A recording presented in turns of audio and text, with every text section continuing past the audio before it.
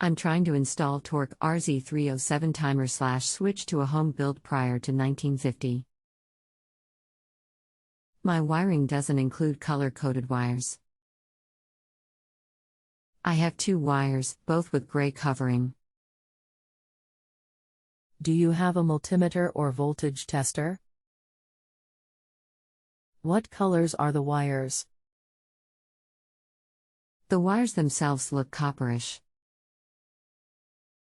What have you tried so far with your wiring? Nothing. Once I saw the setup, I reached out. Anything else we should know to help you best? The wires are both connected on the left side of the switch. Hello. Welcome to Just Answer. My name is I will be assisting you. Please note that you may see an offer for a phone consultation, for an additional fee. This offer is automatically generated by the website, and does not originate from me. You can disregard it, unless you would like a phone consultation. I will work with you to resolve your issue as quickly as possible. Do you have any type of electrical tester? Hi, Jason. Sorry, I don't have a voltmeter. Customer attachment November 7, 2024 31:38 p.m. Okay. We may have to use a little trial and error here. The switch you are replacing is a single pole, so that's a little easier than replacing a 3-way. I see that the box in the wall is metal, and your new timer may not work if the ground lead isn't bonded to the metal box. I would make that connection first. Then, you can connect one of the wires from the old switch to the black lead on your timer. If you get a display on the timer, you have found and connected the constantly hot feed wire for the switch in question. Hopefully, the metal box in the wall is grounded. Since your timer doesn't use a connection to the system neutral, grounding is most likely required in order to allow the timer to work. I have seen a few digital timers over the years that wouldn't work if they weren't properly grounded. I'm not sure where I can ground it to. The only place I see is where the screw will connect TH plate. Am I connecting the chassis ground or the 120? Metal device boxes often have small threaded holes in the back, for a number 10 machine screw. If you have any extra wire laying around, you can make a grounding tail and connect it to the back of the box with a screw. In order to get a display on the screen, you will most likely need to ground the switch, and connect one of the wires from the wall box to the timer black lead. Cap off the timer blue lead by itself while doing this. Any other suggestions? The only hole I can find is on the side. Once I removed plaster, I can't get a good angle on the screw to get it in there. You can drill a small hole in the back of the box and then use a self-tapping sheet metal screw to add a grounding tail to the box. Sorry, Jason. I'm a 52-year-old woman with limited tools. I thought this was something I could DIY. I'll call an electrician. Thanks for trying. I understand.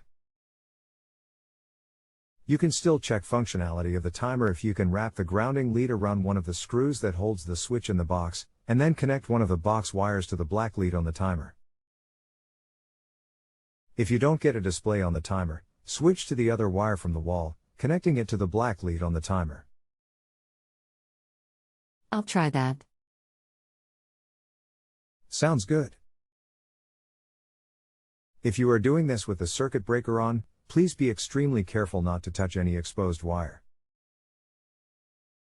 Power is off. Going to switch on now. Nothing on the timer display. Gonna reverse it. Turning off power. Sounds good.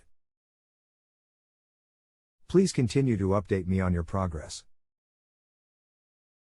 Will do. Still nothing. I was looking at the wiring diagram for this timer, and it's a bit unique. Are you able to post photos here? I grounded the chassis wire. Should I ground the 120 or 227B instead? I get photos. You need to add the 120-volt ground wire to the connection of the chassis ground to the mounting screw. Okay. That is the connection that is quite different than a typical digital timer. I've connected the chassis and 120V to the original switch and the blocks to both original, not at the same time wires now, and still no display. Customer attachment November 7, 2025 32 and 35 seconds p.m. Customer attachment November 7, 2025 33 and 4 seconds p.m. Please move the two green wires off of the old switch, and connect them to one of the screws that mounts a switch in the metal wall box. The screw needs to be inserted into the mounting hole on the metal wall box. Gotcha. Nothing there either. I'll move the black wire again to the bottom. Okay. Is the blue lead from the timer currently capped by itself? If not, please put a wire nut on the end of it. All other wires are capped. Just move the black and no display. This is the only place I could mount the green ground wires. That's good. It's exactly what we needed to try. It sounds like the metal box isn't grounded. That being the case, you may need to bring in a pro to see if a grounded circuit can be routed to the wall box. Calling an electrician. I've put things back the way they were. I have other things to do. Thanks again. Sounds good. I appreciate the opportunity to help. Have a great day. If you have a home improvement or appliance question and want to chat with an expert now, visit justanswer.com/ythi.